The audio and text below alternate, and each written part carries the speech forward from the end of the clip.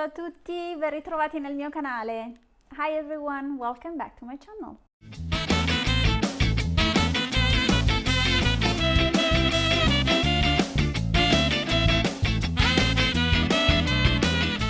So today I was reflecting on a recent lesson and some Italian words my students often ask questions about. Things like, why is the fork feminine and the knife is masculine? In this video, I'll go through some of the basic rules and exceptions that confuse most of the new learners. So when students ask me, why is this word masculine and that one is feminine? My answer is always the same. Italians like complication. However, consider yourselves lucky. Let's not forget that Italian is rooted in Latin. And Latin had another neutral gender that was mostly used to indicate abstract objects and concepts. It's true, our grammar is quite complicated, especially for English speakers, used to using a single article for everything. The fork, the knife, the table, the cup, everything is the. Easy peasy. Italians, by contrast, categorize our words by both gender and number, so our article system gets complicated quickly. We have il, lo, la, l'apostrophe, I, ye, le. Why? Why doesn't English? The answer is, it was a mistake in the evolution of the language. English could very well have evolved with gender and gendered articles. If you're interested to go a bit deeper, I've linked below to a very excellent podcast explaining why English doesn't use gender. Fortunately or unfortunately, Italian did develop with gender. So if you want to learn, you're gonna have to get acquainted with it. So Mr. Coltello, Miss Forchetta, and then Mr. Tavolo or Miss Tavola. So this is interesting. When talking about the table as an object, a lifeless piece of wooden nails, we use the masculine. Il tavolo. Il tavolo è di legno. The table is made of wood. Il tavolo è pesante. The table is heavy. But when discussing the table in terms of meals and gatherings, when it comes to life, we use the feminine. La tavola.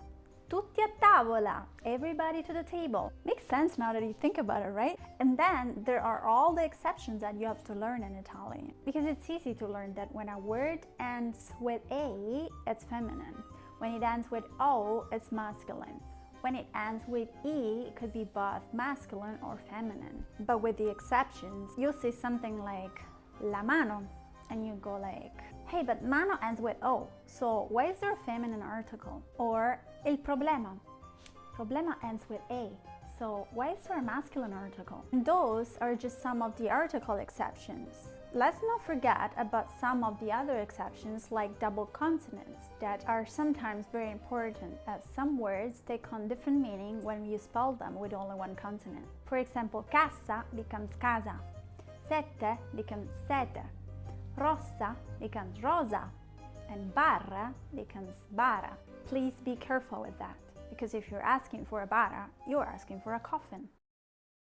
It is already different enough for English speakers to learn regular subject-verb conjugation when they're simply used to saying I eat, you eat, she eats, we eat, they eat, whereas Italians would conjugate the verb for every subject and say io mangio, tu mangi, lei mangia, noi mangiamo, voi mangiate, loro mangiano. But we have irregular verbs and random irregular conjugations on top of that.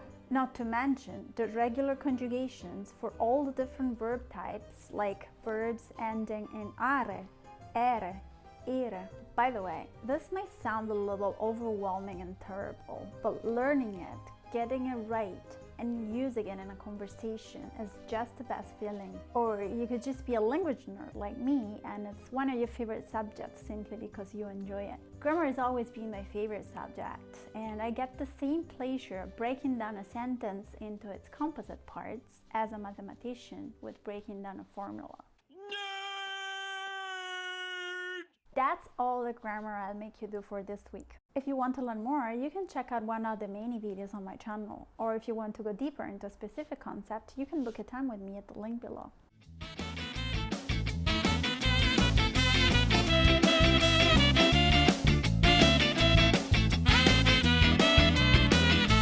Ciao a tutti, alla prossima!